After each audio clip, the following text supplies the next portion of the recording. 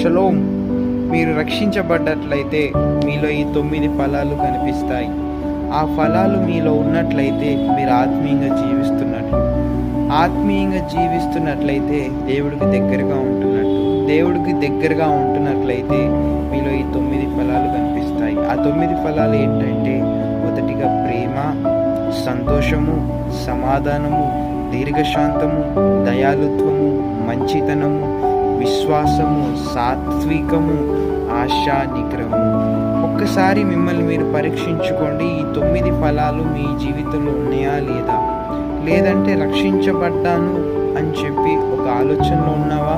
లేదంటే ఈ 9 ఫలాలు నీ జీవితంలో ఫలిస్తూ దేవుడికి దగ్గరగా జీవిస్తూ అందరికీ మాదిరిగా ఉంటూ దేవుని ప్రేమను ఇతరులకు పంచిపెడుతున్నావా?